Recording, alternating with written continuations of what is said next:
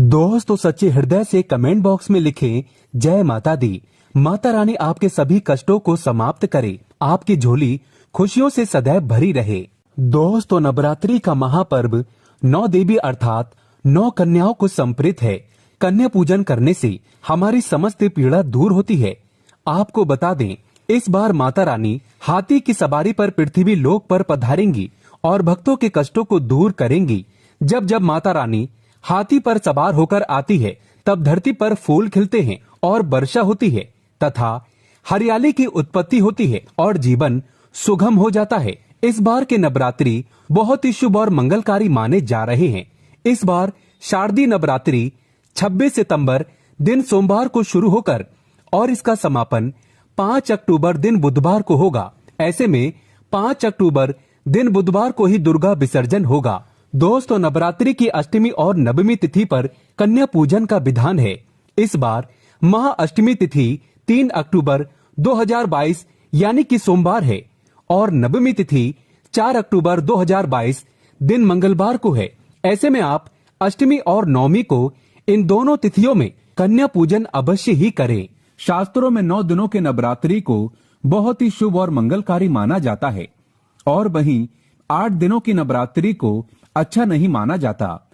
ऐसे में 10 दिनों की नवरात्रि बहुत ही शुभ मानी गई है।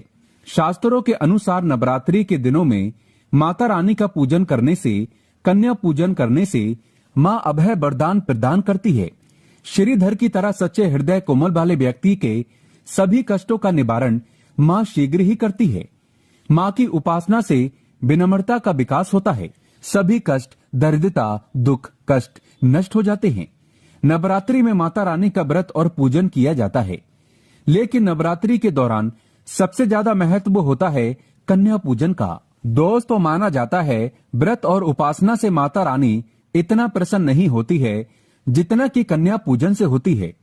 नवरात्रि में छोटी छोटी कन्याओं को माता रानी का स्वरूप माना जाता है।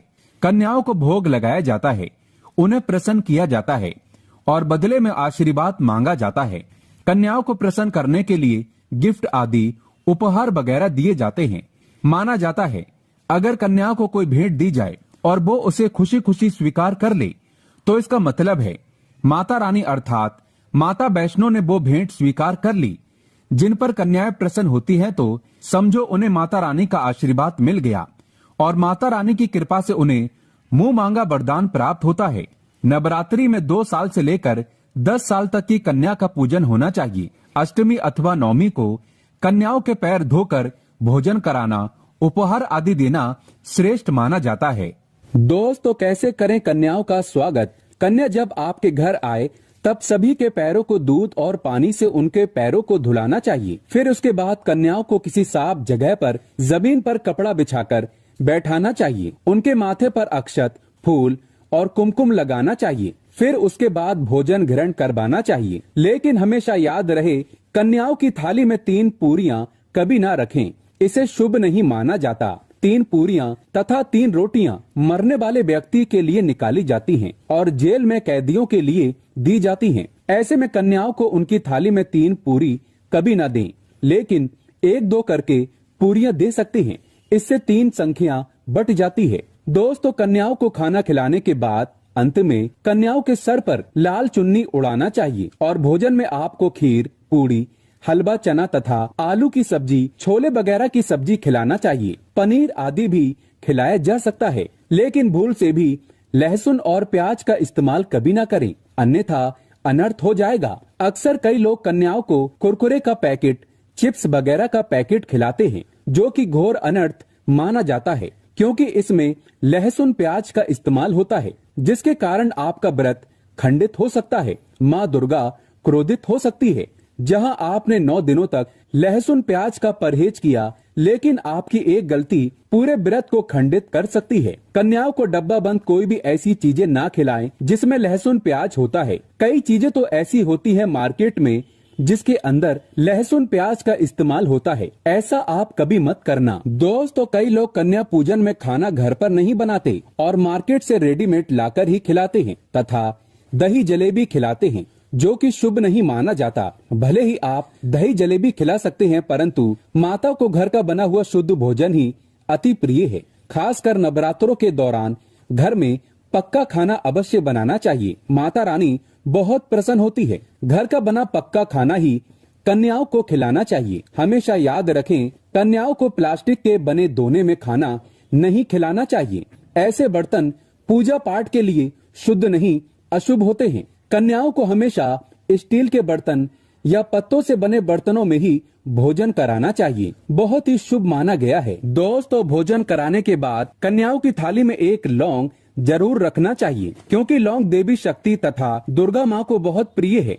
लौंग माता शक्ति का प्रतीक होती है। लौंग में नव दुर्गा का वास होता है। इन 9 दिनों में माता रानी को लौंग का भोग ही लगाया जाता है। इसीलिए कन्याओं को थाली में चुपचाप एक लौंग जरूर रख दें। आपका भाग्य चमक जाएगा। माता लक्ष्मी आपके जीवन में धन की कोई भी कमी नहीं होने देगी। आपको बता दें, कन्याओं को उपहार में क्या दें। कन्याओं को खुश करने के लिए उनकी थाली में दक्षिणा डालें, ताकि आपके घर में संपन्नता बनी रहे तथा धन की कोई भी कमी न हो। कन्याओं को कोई सुंदर गिफ्ट दे सकते हैं। शास्त्रों में बताया जाता है कि कन्या जितना खुश होती है, माता रानी उतना ही जल्द फल की प्राप्ति प्रदान करती है। ऐसे में आप कन्याओं को चॉकलेट बॉक्स दे सकते हैं तथा खूबसूरत कपड़े दे सकते हैं। याद रहे, काले कपड़े ना दें और स्टील के बर्तन भी गिफ्ट के तौर पर दे सकते हैं। याद रहे कि कन्याओं को लोहे का कोई भी सामान नहीं देना चाहिए। दोस्तों, जब कन्या अपने घर के लिए प्रस्थान करे तो उनके चरण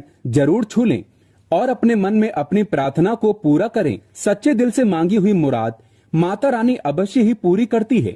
दोस्तों, नवरात्रों के दिनों में अगर मिल जाए आपको ये संकेत, तो समझो माँ दुर्गा आपके घर में आ चुकी है। ये संकेत बताते हैं माँ दुर्गा का आशीर्वाद आपको प्राप्त होने वाला है। तो आइए शुरू करते हैं। दोस्तों, पहला संकेत, जब आप कलश स्थापना करते हैं तो जौ से निकली हरियाली बहुत ही शुभ मानी गई है। कहा जाता है कि जौ से निकली हरियाली हमारे भविष्य में होने वाले अच्छे और बुरे होने का संकेत देती है। ये सभी बातें हमारे आने वाले साल का भविष्य बताती हैं। यदि आपने जौ बोए हैं और वो किसी कारण नहीं हो पाए हैं, तो ये संकेत बड़ा ही मनहूस माना गया है। कहा जाता है कि नवरात्रों में जौ अगर सूख जाते हैं या बढ़ते नहीं, तो आपको समझ लेना चाहिए कि ये साल आपका खराब होने वाला है तथा घर में कोई बीमारी आने वाली है। ये धन हानि का संकेत माना गया है, क्योंकि आपने कोई न कोई गलती ऐसी कर दी होगी जिसके कारण माता रानी नाराज हो गई है। इसीलिए माता से आप क्षमा अवश्य मांग लें। माँ अपने भक्तों को अवश्य माफ करती है। और दोस्तों, यदि जो हरे भरे हो जाते हैं तो ये शुभ संकेत होता है। इससे आने वाले समय में आपको बहुत ज्यादा ही धन लाभ होगा। माना जाता है कि 1 रुपए का सिक्का या चांदी का कोई भी सिक्का जौ के बीचों बीच में अगर मिट्टी में दबा दिया जाए तो घर में सुख समृद्धि आती है। माता लक्ष्मी दौड़ी दौड़ी चली आती है। जौ के अंदर हमेशा 1 रुपए का सिक्का अवश्य डालना चाहिए। जौ को खाली नहीं रखना चाहिए, उसमें धन वगैरह अवश्य डालना चाहिए। इससे माता का आशीर्वाद सदैव परिवार पर बना रहता है और जीवन में कोई भी संकट नहीं आता। दोस्तों, नंबर 2, यदि आपकी नींद नवरात्रों के दौरान सुबह 4 बजे के आसपास खुलती है तो इसे बड़ा ही शुभ संकेत माना जाता है, क्योंकि ये समय ब्रह्म मुहूर्त कहलाता है। इस समय देवी शक्ति अपने सच्चे भक्तों को ही जगाती है। इस समय उठना मतलब माता की कृपा प्राप्त करने के बराबर माना गया है। ये संकेत बताते हैं कि माता की सच्ची भक्ति का प्रभाव आपके ऊपर हो चुका है और माता रानी आपको जल्दी ही कोई खुशखबरी देने वाली है। माँ आपकी सच्ची भक्ति से बहुत खुश है। दोस्तों, नंबर 3, यदि नवरात्रि में आपका मन प्रसन्न होने लगे, पूजा पाठ में आपका मन लगने लगे, पूजा करते समय मन का शांत होना, ये दर्शाता है कि आपको बहुत जल्द माँ की कृपा प्राप्त होने वाली है। माता रानी आपकी भक्ति से बहुत खुश है। ऐसे व्यक्ति को समझ जाना चाहिए कि उसके जीवन में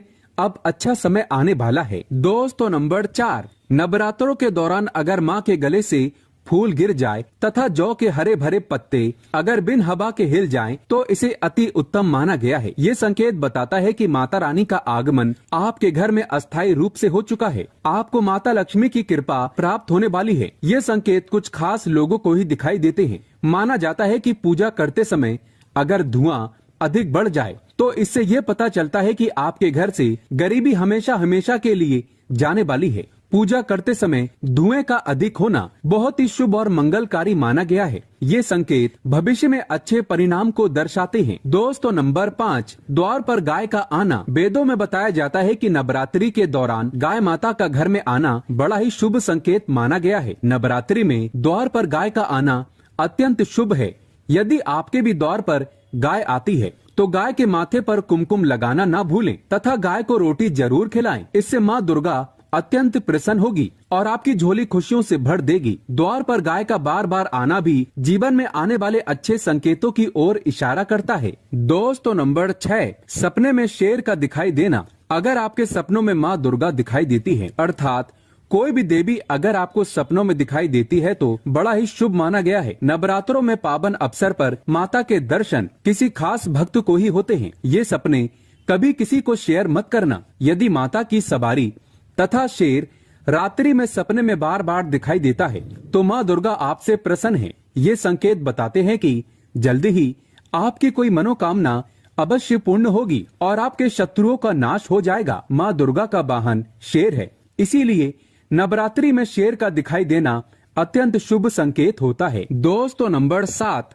यदि कोई छोटी कन्या आपको सुबह सुबह लाल वस्त्र धारण किए हुए दिखाई देती है तो आपने साक्षात माँ दुर्गा के दर्शन किए हैं और वो आपको ये संकेत दे रही है कि अब आपका बुरा समय समाप्त हो चुका है। अब जीवन में सुख समृद्धि के द्वार खुल जाएंगे। दोस्तों नंबर 8, घर पर उल्लू का आना। यदि माँ लक्ष्मी का वाहन उल्लू नवरात्रि में आपके घर पर आकर बैठ जाए तो ये भी शुभ संकेत है। इसका अर्थ है कि माँ लक्ष्मी का आपके घर में प्रवेश हो चुका है और आपकी आर्थिक स्थिति और मजबूत होगी। दोस्तों नंबर 9, यदि ब्रह्म मुहूर्त के समय यानी सुबह के 4 बजे के आसपास घंटियों की आवाज सुनाई दे जाए या शंख की आवाज सुनाई दे जाए तथा कोई भजन सुनाई दे जाए तो बड़ा ही शुभ संकेत माना गया है। इससे ये पता चलता है कि माता रानी आपकी भक्ति से बहुत प्रसन्न है और आपके जीवन में सभी नकारात्मकता का नाश होने वाला है तथा माता लक्ष्मी की कृपा आपको प्राप्त होने वाली है। दोस्तों नंबर 10, नवरात्रों के दौरान